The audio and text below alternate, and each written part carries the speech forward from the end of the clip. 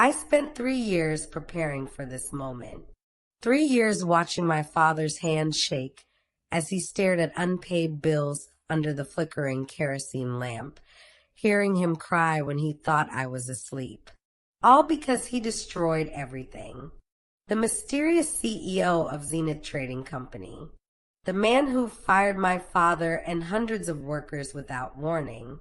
My father never even saw his face, just a cold termination letter delivered by a messenger. So I became someone new. Changed my surname and walked through Zenith's gates in Victoria Island with one mission: revenge. For 2 months, I was the perfect employee. But the CEO was a ghost. No one had seen him. Then I met Chidi. He had kind eyes and brought me zobo when I worked late. "What are you always searching for?" he'd ask. "Information about our Oga," I admitted, thinking I could use him. But somewhere between the late nights and his gentle questions, I stopped pretending. I fell in love. 6 months later, in his flat in Ikoyi, I gave him everything. Afterwards, he whispered, "I need to tell you something. I'm Chidi Zenith. I'm the CEO." My blood ran cold. "I took over when I was 23, he continued. "My father was using employees for illegal smuggling, hiding contraband in cargo containers, using their credentials without their knowledge. If FCC had raided, everyone would have gone to Kurikiri prison for crimes they didn't commit. I had to sack everyone immediately to protect them." "You sacked my father," I whispered. "James Adeyemi." His face went pale. "I saved him from prison." He showed me documents. FCC reports. Evidence of the smuggling ring that could have destroyed innocent lives. Everything I'd believed shattered like broken pottery. 2 weeks later, I stared at the positive pregnancy test, hating myself.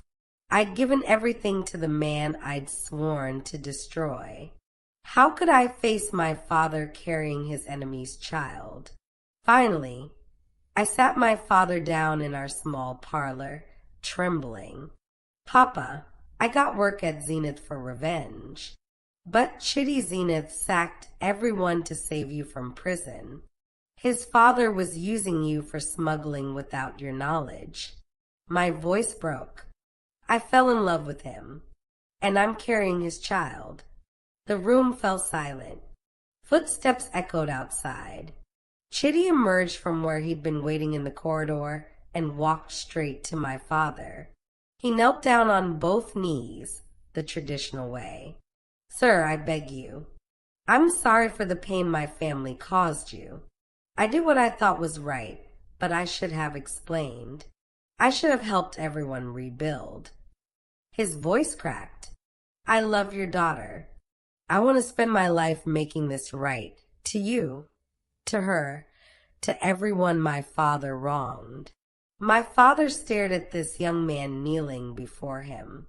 The CEO who'd haunted our lives. The man who'd carried the weight of impossible choices. Finally, my father reached down and helped Chidi to his feet. "You saved my life," he whispered. "And you love my daughter?" "With everything I am, sir." My father pulled us both into an embrace, and for the first time in 3 years, I felt him stop shaking. Sometimes revenge transforms into forgiveness, and sometimes the enemy you seek becomes the family you need.